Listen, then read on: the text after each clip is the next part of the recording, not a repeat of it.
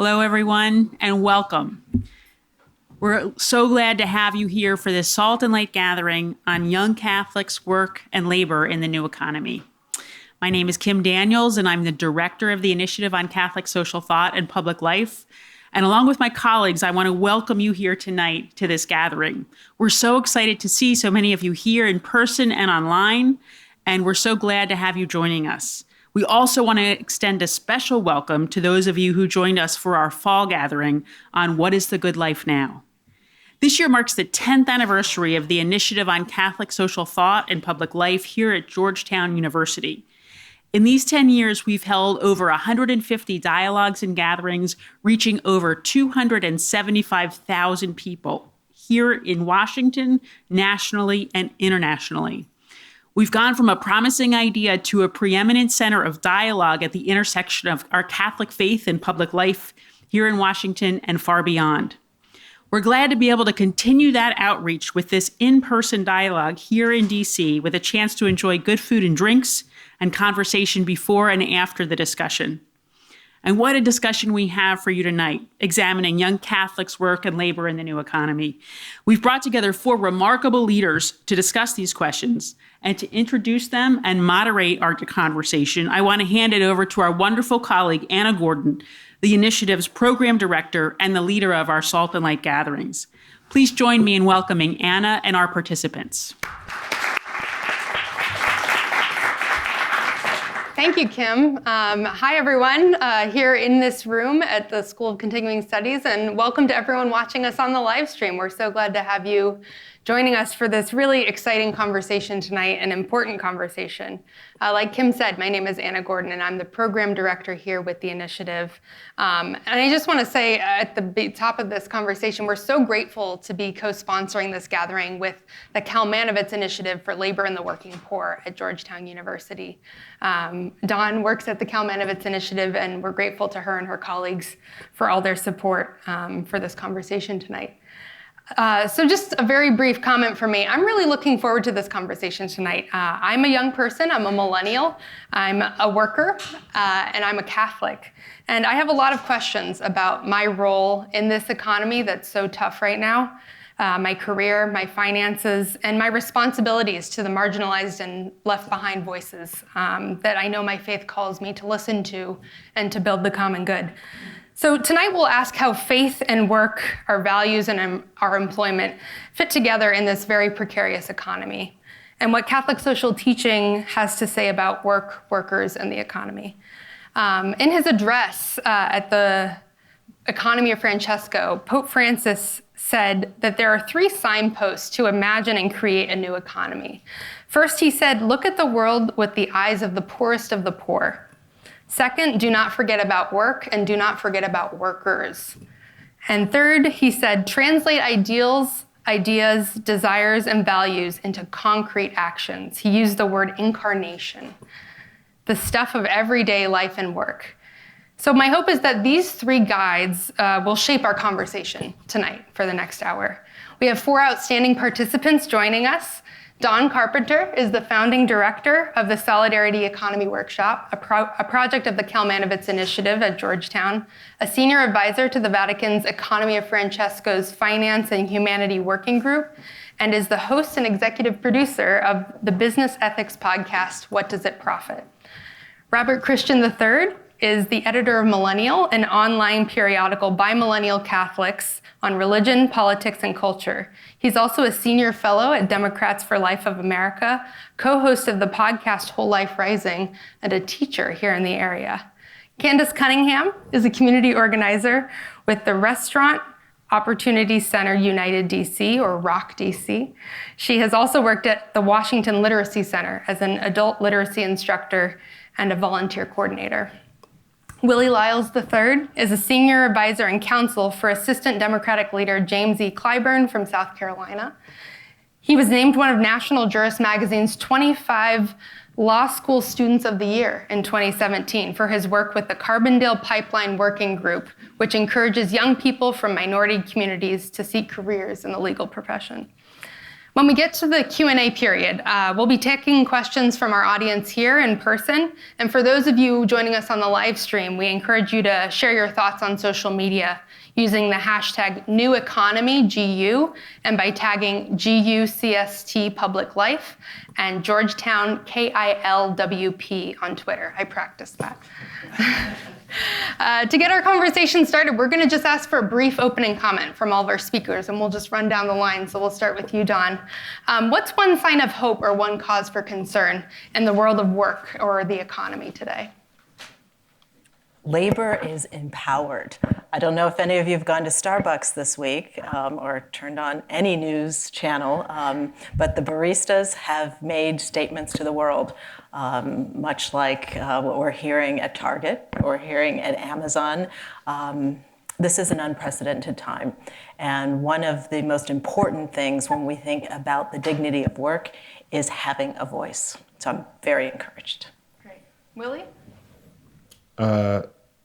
Thank you all for having me here. I hope you have room for a Baptist on this panel. Absolutely. I would say flexibility. I think the pandemic has demonstrated to us that there are people don't have to be in the office to be productive, which means that people have an opportunity to fit their work into their life instead of their life into work. So I think that it's a positive sign that more job opportunities are providing flexibility. That's great. Candace, how about you? Yeah, I think Dawn was reading my mind in her reference to one thing that brings hope is the resurgence or this shift that we see in unionization and the momentum that is being built from the efforts of Amazon and Starbucks and Target and even some local efforts as well that are really exciting to see. So yeah, that's something that I would say is a hope to see that workers are realizing that they're more alike than different and that their innate wants and needs are across the board more similar than they are. And when the powers that be can no longer divide, then I think we're doing something right. That's great. Robert, how about you? Yeah, I agree with that there are some of these positives related to a tight labor market and the impact on wages. But I think pulling back, looking at the broader picture, what I see is still the hollowing out of the middle class and a deep sense of precarity for those with middle incomes, the sense that they're one tragedy or crisis away from slipping all the way down the economic ladder. And with recent inflation in food and transportation costs and things like this, more pressure is being placed on working class Americans, and that precarity is intensified. But I also think that there's that long-term inflation is a big part of this, particularly when it comes to healthcare, housing, childcare, and education. For the last few decades, these have gone up tremendously, and people have to make so much money to not have to worry about these costs. And this is making a lot of young people scared to have kids, and it's putting a lot of families under pretty intense pressure across the country. Thank you all. Those are great opening remarks and really set the stage for a deeper conversation. I'm now going to come back to each of you and we'll have a little bit of a longer conversation. And again, we'll start with you, Dawn. You're a very impressive person and leader. Beyond what I've already mentioned, Dawn received her doctorate from this Georgetown School of Continuing Studies. And before your work at Kalmanovitz Initiative with the podcast and with Economy of Francesco, you spent 25 years as an investment banker. But you are clear to say that you didn't want to abandon the world of finance, but rather go deeper into it. On your website, it says you're encouraging a new understanding of the nature of work and the responsibility of wealth. So what is the nature of work in the new economy, this economy that is marked by inflation, that has the threat of recession looming over all of us, major inequalities, and so many other challenges? And so how does the current economy fit into that? What about the gig economy? Give us a little bit of context here. You know, when you come to study at Georgetown at the doctoral level, you in my field is liberal studies. We study human values over the continuum of time. So I came to Georgetown wanting to know, what does God have to say about the nature of work and responsibilities of wealth? So when you ask me about the nature of work, in my work, I think about it in that lens. And so for me, the nature of anything is, what is it? How does it function? How does it behave? And when we think about behavior, I think about the human person. So at the heart of this question, what is the nature of work? It's what is it that's special about the human person? And to my mind, it's our relationship with our Creator. And I think Dr. Martin Luther King said it best when he said, we are co-workers with God. And so St. Teresa of Avila, if any of you are fans, said we are God's hands and we are God's feet, we are God's eyes, his person in the world. And so the work that we do are all our actions in the world. And so when you ask me about this new economy, it almost doesn't matter, because when the economy's great, if you hadn't figured it out from the bio, I'm a Gen X. We came about in the 80s and early 90s. It was quite a different time, but we had the dot-com bubble.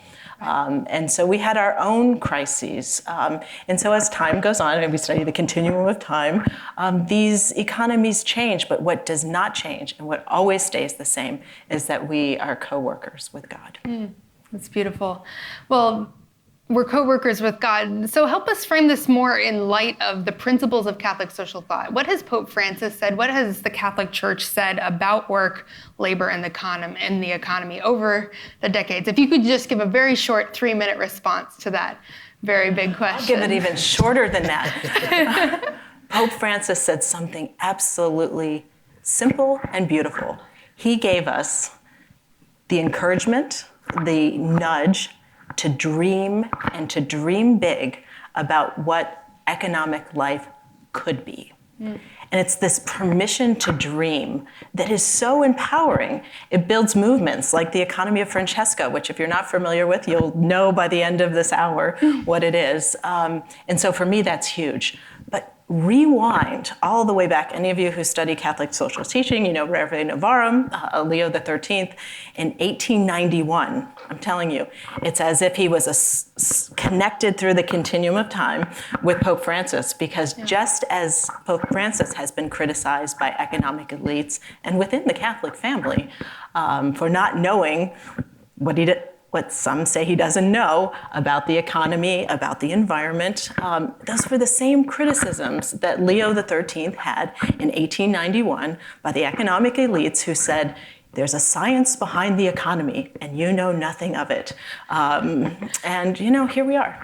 Yeah. And so I think, John Paul II, on his encyclical on work, said something absolutely powerful. He said, work is the essence or the key to the human condition. And so, or to the social question, I think were his words.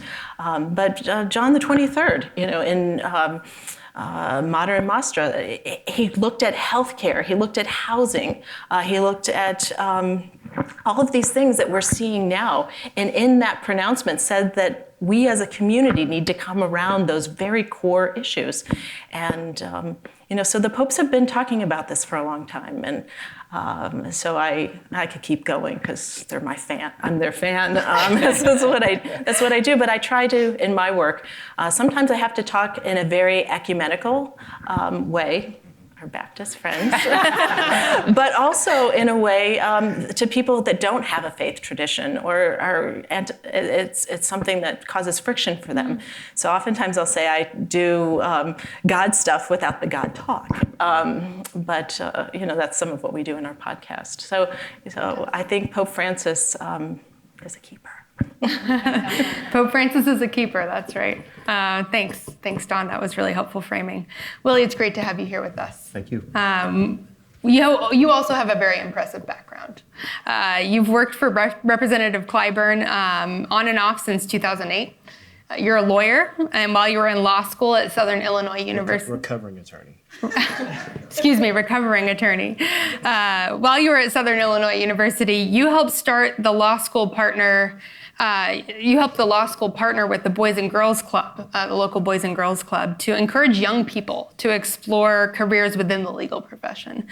So tell us, you work on the Hill. What is it like being a Hill staffer? What do you like about your work? What are the challenges?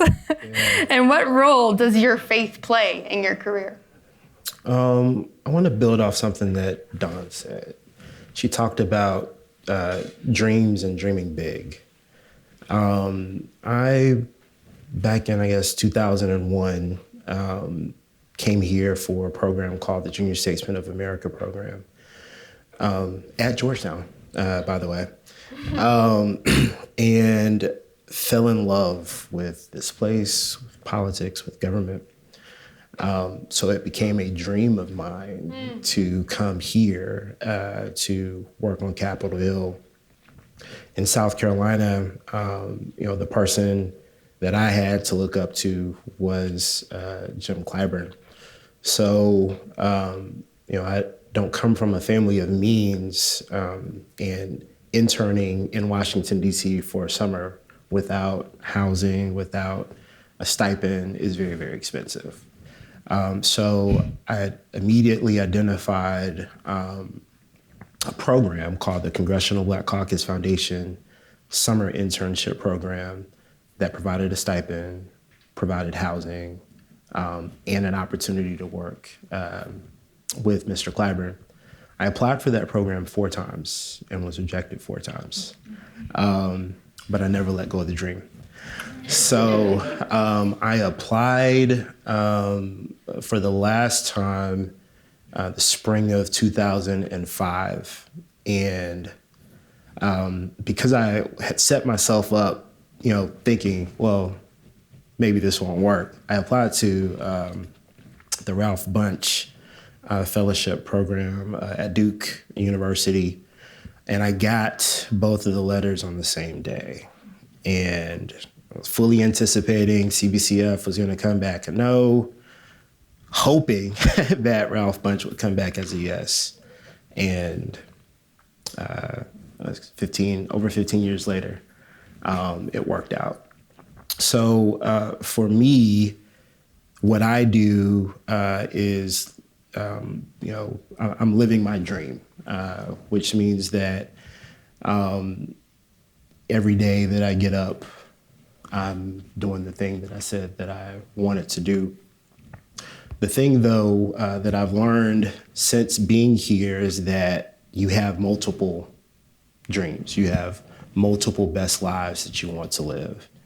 And it's important not to become burned out in one dream or one best life, that you don't have enough for the next. So I'll leave it right there. No, that's great. Well, it seems like throughout your professional life, you've been able to connect your faith and politics. Politics is not always seen as a natural connection to religion. So tell us more about that, and why do you think it's important for young people to apply their values to their work? I'm actually going to push back on that a little bit. I think, at least for me, when I can provide or open doors for others to live their best life or to fulfill their dreams, that's me operating in my faith. When we can be supportive of feeding the hungry or making sure that people have housing, taking care of making sure people have health care. I remember being a junior staffer when the Affordable Care Act passed and being able to watch the final tally on the floor. All of that in my mind is me living my faith every day. That's wonderful. Thanks. Candace, we're so glad to have you here with us too. You're here with us as an organizer and a leader in the labor movement.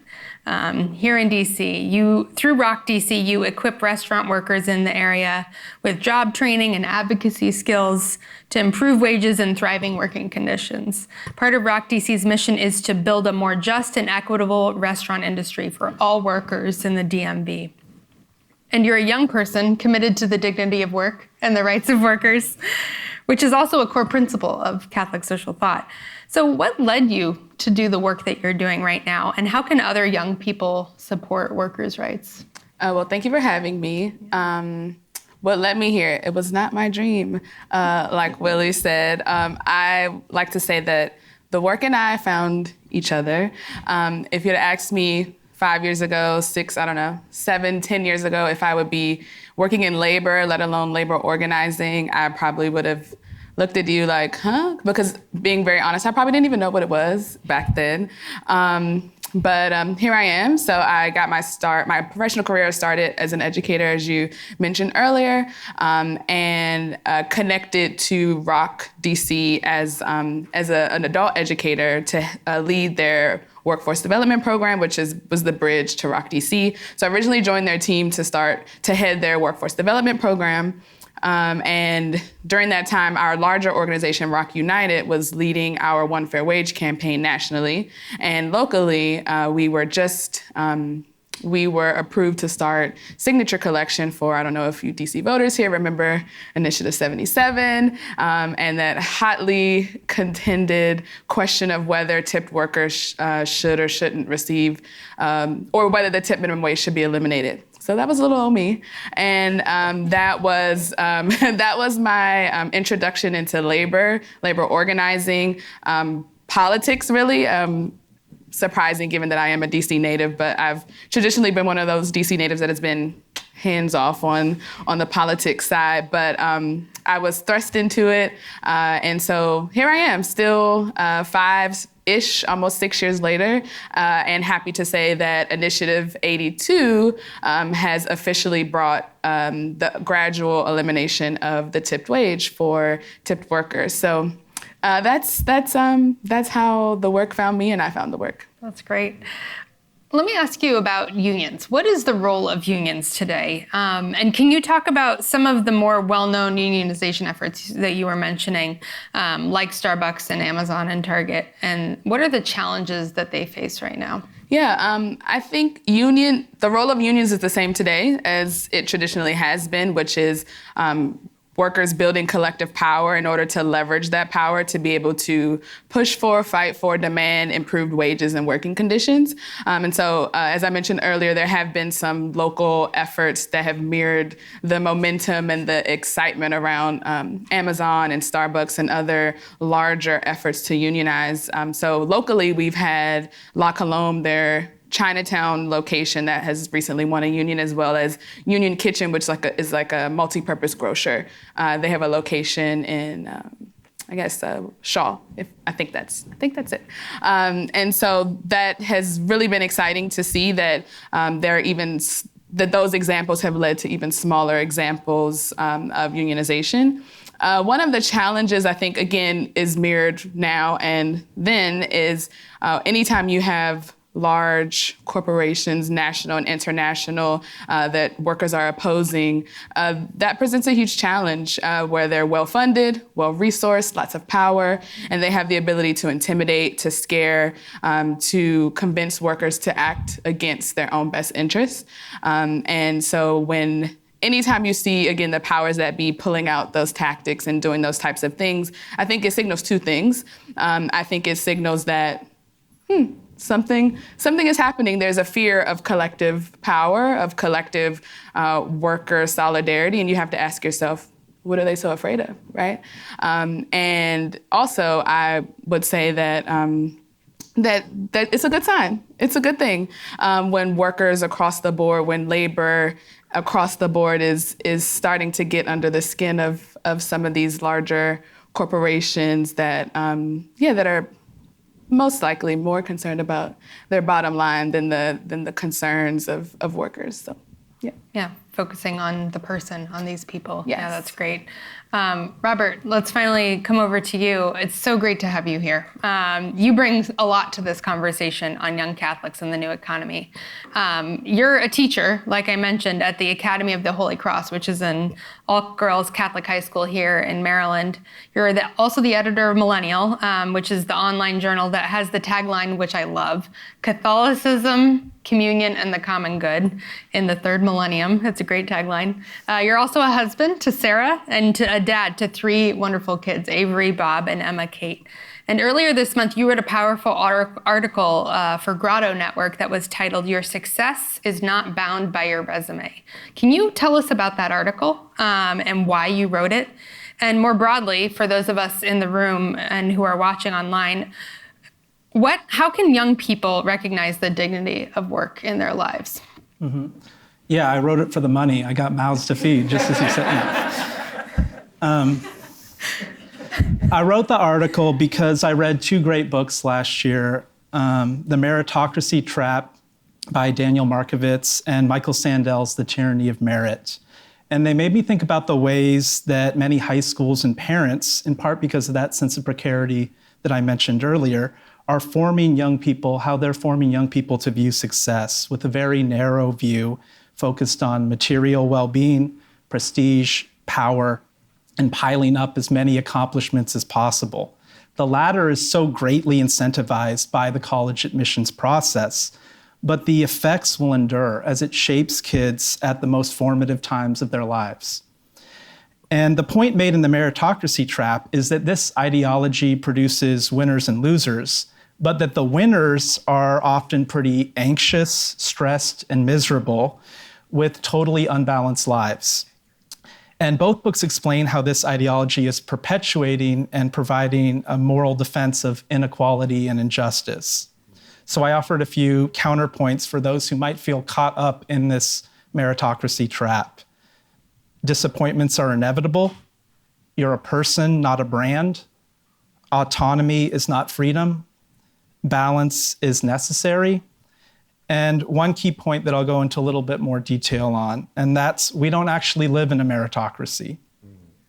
It's an illusion and one that's used to perpetuate class privilege and ignore or even justify inequality, which is not to say that merit is worthless. It certainly has its place. But the people with the highest paying and highest status jobs are not the hardest working and smartest people, even though many do work very hard. The people that pick our strawberries and vegetables are doing terribly difficult work that I absolutely could not do, yet their compensation and broader treatment does not reflect their hard work or the fact that we literally could not function as a society without them doing that work. The role of luck, arbitrariness, and privilege can't be forgotten, along with the fact that no one accomplishes anything worthwhile in this life entirely on their own. And when we remember this, it should invite humility, gratitude, and a sense of responsibility, particularly to the vulnerable, rather than hubris, as it often does. All work that advances the common good, the flourishing of others, has dignity. That's the real metric, not status, not income level, not clout. This is what gives our work meaning and purpose, and we should show respect for all those who do this dignified work by making sure that the conditions and life that they lead reflect human dignity, that they allow each person to flourish and recognize their immeasurable worth as someone made in the image of God. Well, let me ask you personally, how do you balance the need to support yourself, your family, and your community with that desire to participate in an economy that you just described that upholds the dignity of the human person, protects workers' rights, is rooted in solidarity and the common good? Tell us how you do that in your own life. Not very well. So in the article, I talk about the importance of balancing our intellectual, emotional, spiritual, and physical well-being and development. But I feel like I'm not alone in finding it difficult to balance meaningful work that helps others with enough income to provide for my family. along with having enough time with my family and making time to work out and finding time for prayer and a relationship with God and getting enough sleep and being part of a community and keeping friendships alive and maybe just a little bit of time to relax and rest. At one point when I was a PhD student and editing Millennial and writing and researching for my dissertation and watching a baby or toddler for most of the day and working another job or two, I kept getting really sick. And I think it was chronic bronchitis. And my doctor, who is actually a Georgetown professor, looked at me and said, "If you keep this up, you are literally going to die." And I was like, yeah, I am pretty hardworking. What can you say, I think he got the sense that that's what I was thinking, that I wasn't taking it in, because he looked at me dead in the eye and said again, "You are literally going to die." So I took him seriously. And I think I'm probably still prone to working too much at this point, but I make time to watch Golden State Warriors basketball games. I try to be present with my children instead of caught up in my Twitter feed all the time. I try to be more intentional about what I say yes and no to. And on various things, whether it's editing, writing, exercising, coaching, daily tasks, everything in my life, sometimes I'm leaning into these things and sometimes I'm sort of leaning out from these things. And I try to not beat myself up for not being able to do it all the time. So still not great, but better. In terms of balancing meaningful work and making enough money, that's been the hardest challenge. And I had this big media deal that fell through, and I came close to jobs that would have allowed me to help a lot of people and finally kind of get the income that I've been hoping to get. And I've finally become qualified for some dream jobs, only to realize that I can't take jobs because they don't pay enough. And for someone that wants to help as many people as possible to flourish and make sure that his family has stability and everything that they really need, it's been extremely frustrating and very disheartening at times. Yeah. It has. But right now, I get to teach high school kids, which is something I love. And while it might not be financially sustainable indefinitely, and it's not exactly what I spent so many years preparing to do, I do try to appreciate it every single day and choose joy every day and spread that to the kids. I try to make every child know that they are valued and loved and that someone believes in them and is trying to help them reach their potential. And I'm grateful to have the opportunity to do that. Yeah. And of course, none of this would be possible without my wife, who makes more money than I do, which allows me to do this kind of work and pick up the kids every day and everything else to have some semblance of balance. So Thanks. The real answer is my wife. That's great. Thank you. Thanks, Robert. Maybe he's Baptist. That was a word. Like the whole thing. A word. A word. We have an ecumenical panel up here. Well, we'll come to our audience for question and answers in a bit, but I want to ask a few more of my own questions selfishly here. I wonder if maybe, Dawn, we could come back to you. I'm sure some of you here, and maybe it's just me, but I think a few people may be thinking about how to spend your money, how to save, and how to invest in a way that upholds the common good. Very concrete, we all earn incomes if we're working at jobs. How do you use that money? And how do you do that in the current economy, when the economy is really hard right now and there's not a lot of bright spots? So how do investors, how do workers, how do employers live out the positive aspects that we've been talking about? I could talk to you all week. To answer that, I would say start with exactly where you are.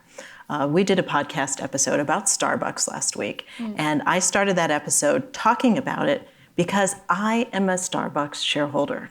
So for me, when I put together my own portfolio, I think about what are my own values. I look at the asset classes I need.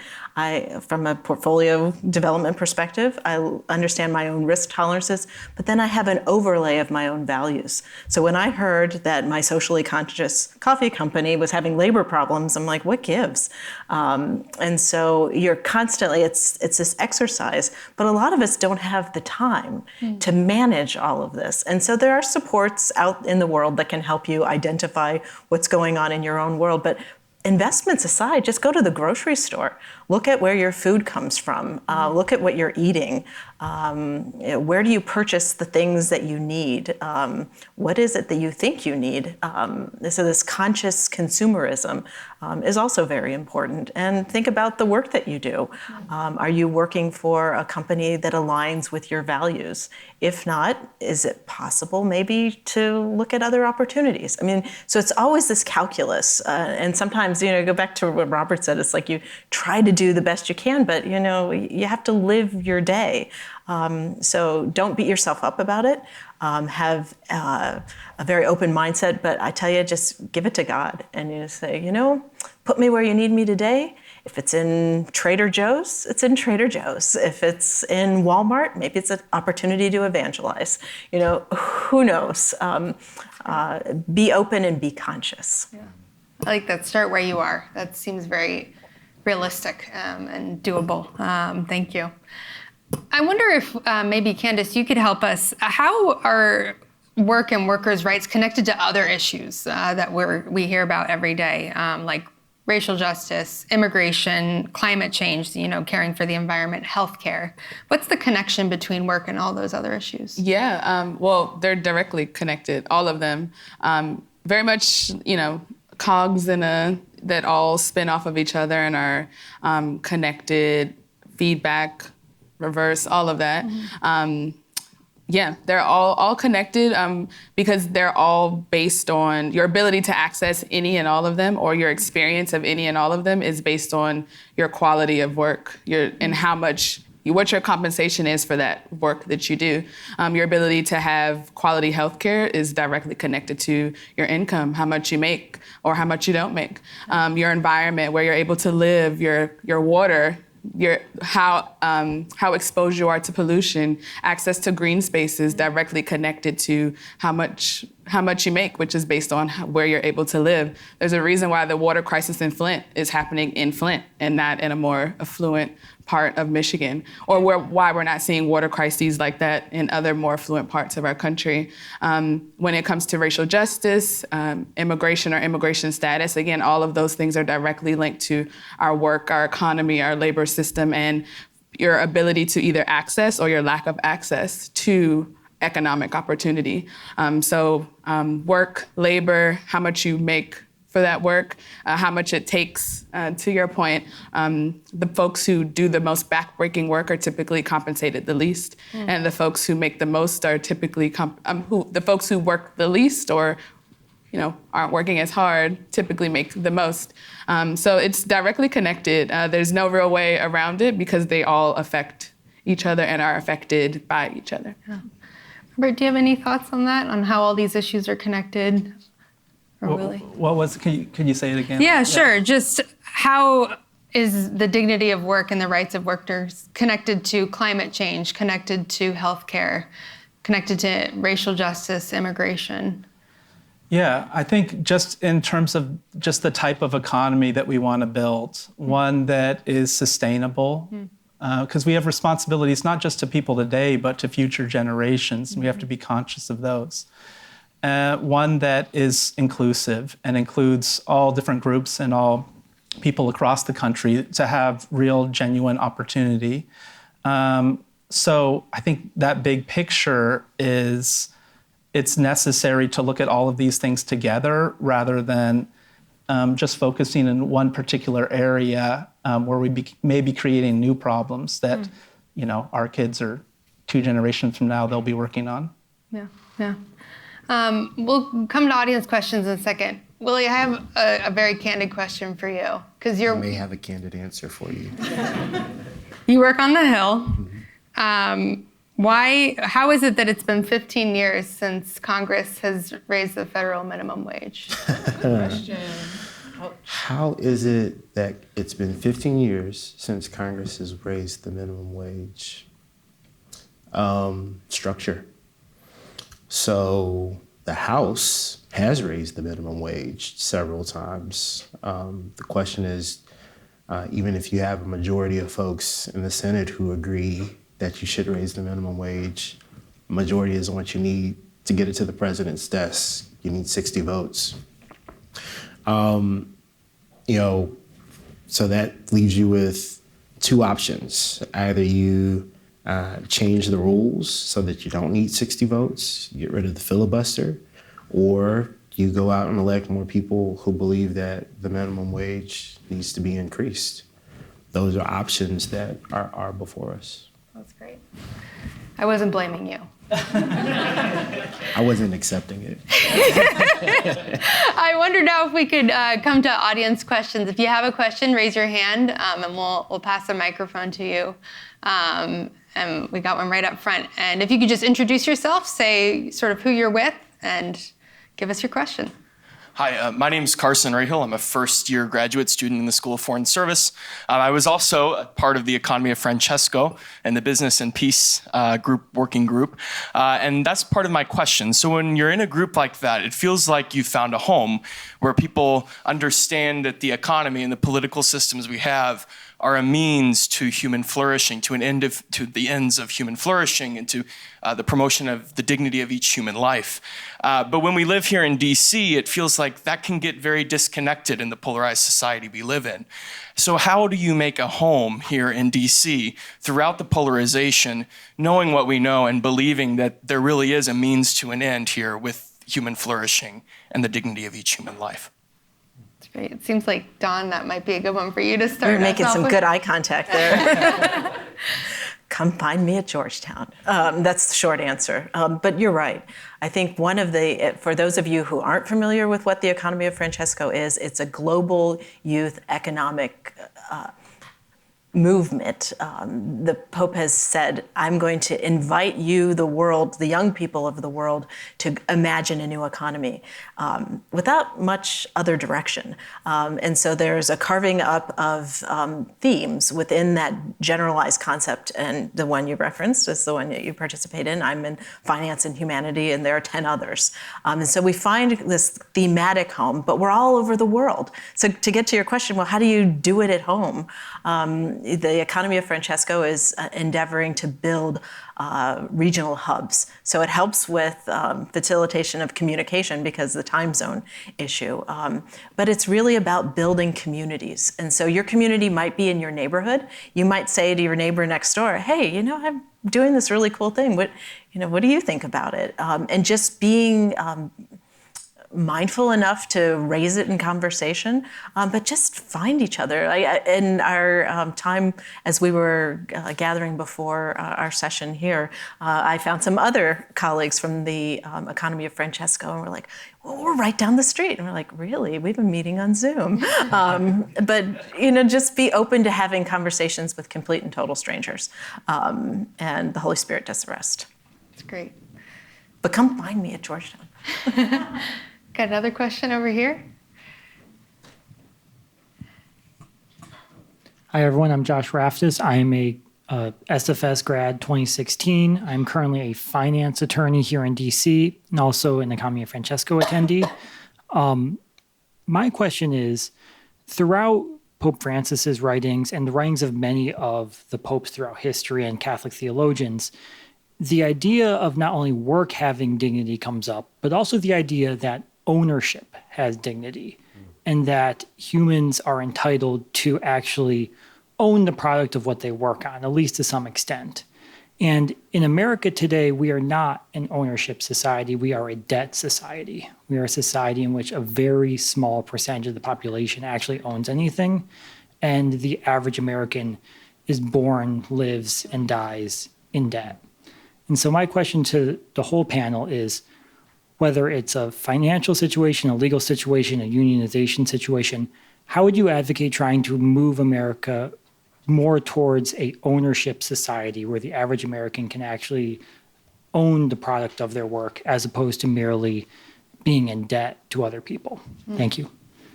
That's a great question. Maybe I think Dawn and then Candace also. You want to start us off, Candace? Sure. Yeah. One of the ways that as a community organizer, we've been trying to facilitate some of these things or have seen these things being facilitated is through the through co-ops and through ownership through community and ownership through collective action, collective support, and things like that. So that would be one way that I think could be an opportunity, or is an opportunity, and has become an opportunity for workers, for people to develop ownership over being in debt, but doing it in a way that is to the benefit of the collective instead of the individual. Dawn, anything to add? Oh, Candace, I love co-ops. Yes, we did an episode on our podcast, What Does It Profit, with a woman named Gina Schaefer. Gina owns all of the Ace Hardware stores in and around Washington, D.C. And she tells the story of during the Black Lives Matter protests that were going up and down 14th Street. And she had employees who wanted to participate in that. So they all went out and participated. And then she looked around and she's like, wait a minute, we could create community wealth right where we are.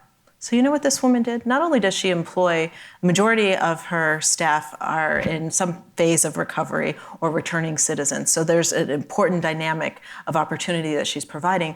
But during those protests, she said, this is what I can do right now. She said, I'm going to form an ESOP, an employee stock ownership plan. So her employees are going to own her business. And that is the community wealth and the change. So it takes brave, forward-thinking, creative people, but it's possible. It's possible. It is a totally different world and a different worldview. You're absolutely right. Great. Any other questions? Yeah. Good afternoon, everyone. I just wanted to thank you so much for your time and your energy and your ideas. I'm Michael Sims. I'm a recent graduate from the Aging and Health. I was in the first cohort, graduated in 2019. I also was invited to Economy at Francesco in 2020. And, you know, a little something happened in March of that year, right? So my question actually is springing from a lot of the ideas that I've heard mostly from the most recent question and some of the ideas that you guys have shared over the evening. And I had the honor of attending actually the previous meeting from the Initiative on Catholic Social Thought and Public Life, where they were talking about economics. And the whole idea of the universal destination of goods being an idea, being a theme of Catholic social teaching, where when we talk about housing, when we talk about health, ownership and private property is a feature, although not the theme, right? So this has me, and I'm rounding the corner. I'm going to get to the question. I'm not quite there yet. I found myself while you guys were talking, reflecting also on an article that was written by a professor at Harvard in the actually African American Studies department, Michelle Lamont, and she was talking about the crisis of worth in American culture. It was from having to being. And when you were talking, Miss, I'm blanking on your name, in the purple shirt. Oh, they call me Dr. Dawn. Dr. Dawn. Dr. Dawn, when you were talking about worldview, when you left us off thinking about worldview in the last answer to the last question, it's curious to find to what degree these questions and these ideas are so much the water that we swim in. And to what degree are we willing to kind of step back and analyze this fish tank? And I guess my question then is, when we talk specifically about work and this idea of how we're going about as community members, not just what we have, but who we're being in the community, to what degree have you guys seen or are willing to be a agent for change in the area of having in America the idea that who you are is so caught up in what you do? Have you experienced stepping out of that fish tank? Is being outside of that fish tank something that you consider? What becomes possible for health and housing when we are somehow outside looking in instead of working within it. Terrific. Yeah, that's great. Willie, you want to jump in on that? Yeah, I will, but bear with me. So your question raises a struggle that I think I've personally been in for a few years. I grew up in a small town, Blythewood, South Carolina. Hardworking parents who did their absolute best to make sure that me and my sister had all the opportunities that we could to be whoever or do whatever it is that we wanted to be.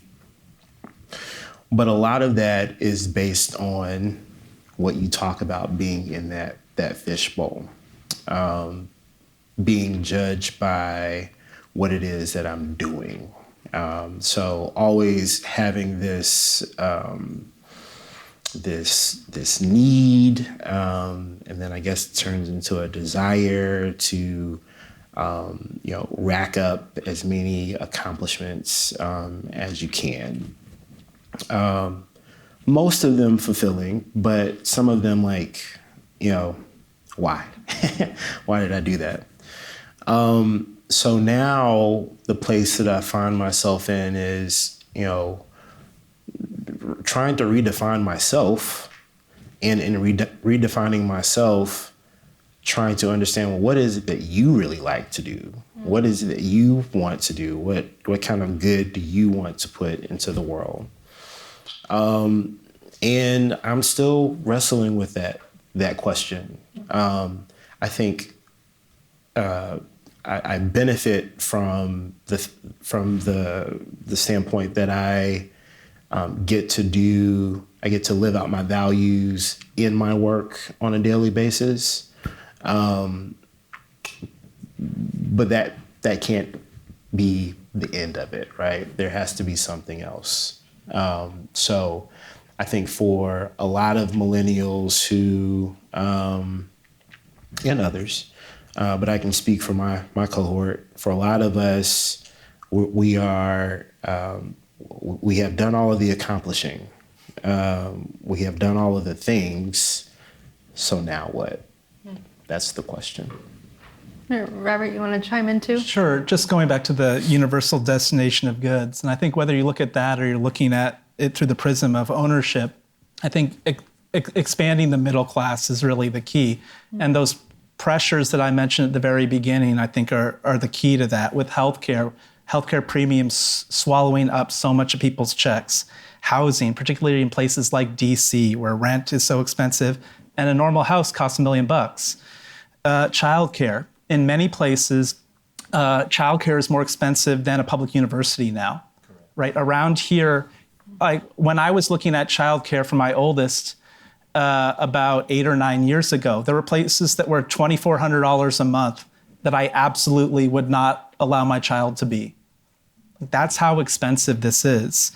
And education, higher education, the student loans that people carry, and the prospect of how much this is going to cost when their kids are going off to college. But at least with paying for kids going off to college, you got 15, 18 years to build up your career and make more income. With childcare, that's usually, when you want to have a child, you're not going to be at the high point of your career.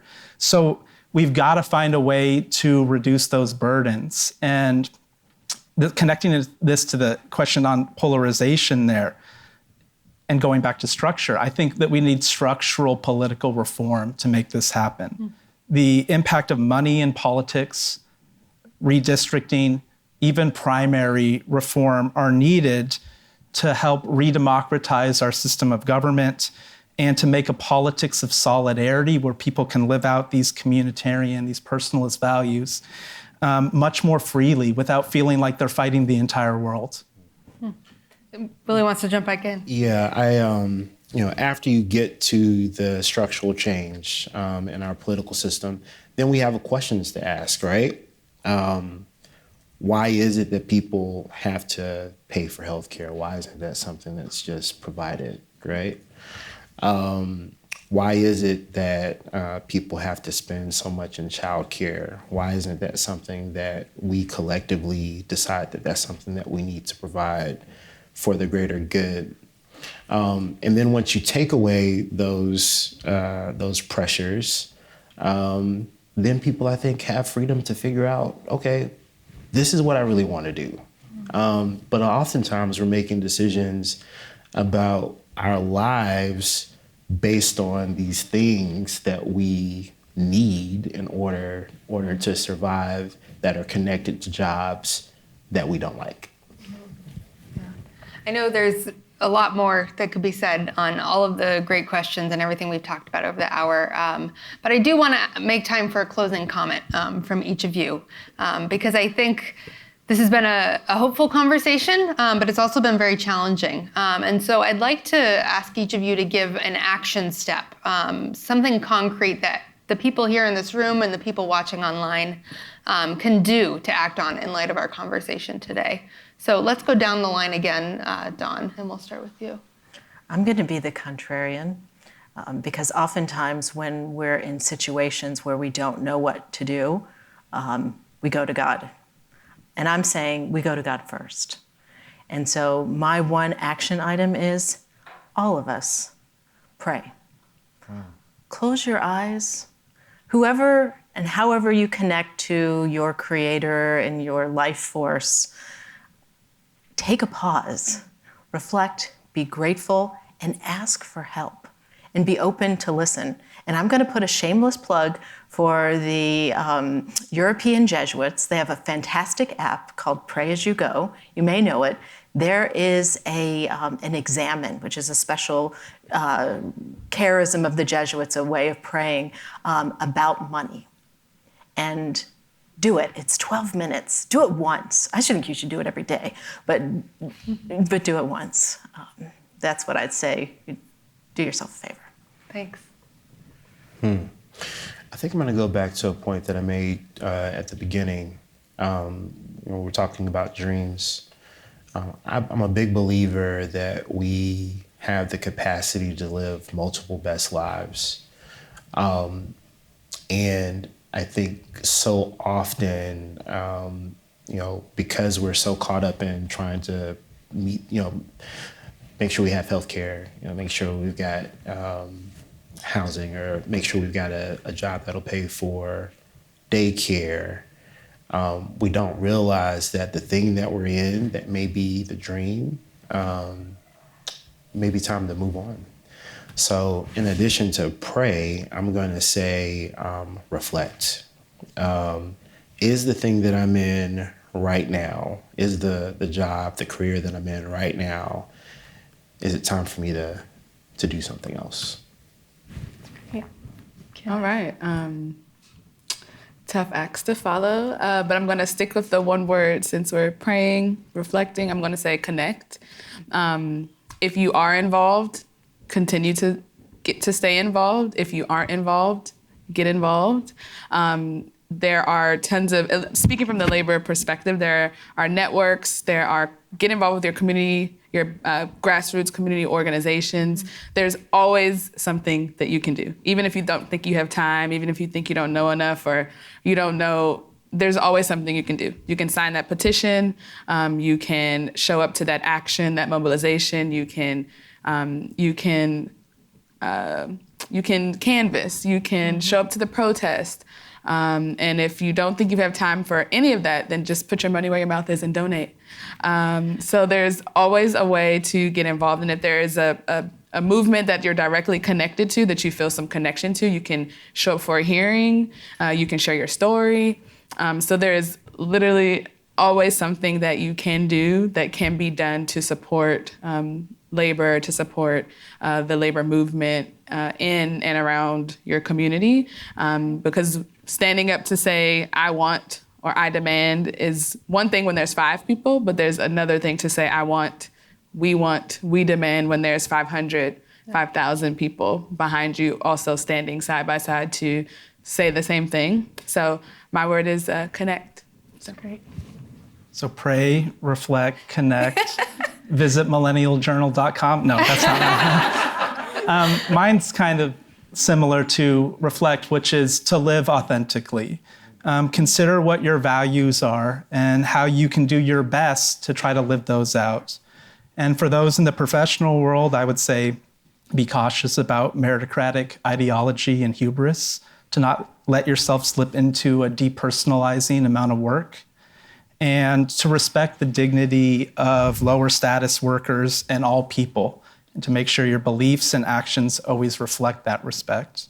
And I think this is just one way to contribute to a more just, humane economy, society, and democracy, one that's marked by solidarity rather than social divisions.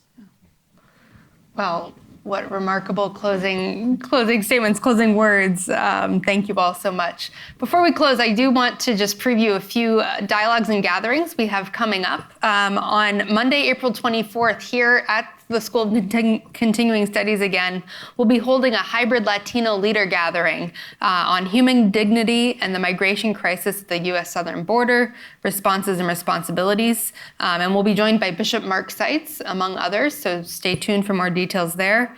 And then in May, we'll be hosting a hybrid public dialogue at Georgetown's main campus on Whatever Happened to Matthew 25, helping to refocus national priorities in the Catholic agenda on the moral and policy imperative of overcoming poverty. For those of you here in the area, we hope you can join us in person at both of these gatherings, and they will also be live streamed for those unable to come to Washington. And so visit our website in the coming days for more details on all of that and to RSVP. You can see follow-up resources from tonight's conversation. All of our remarkable panelists shared links to their wonderful websites, their podcasts, reports that they've written on their work. So please check that out. It's on our website. And then there will be a recording of this discussion available as well in the next day or two, and it'll be posted on our website and on our social media channels.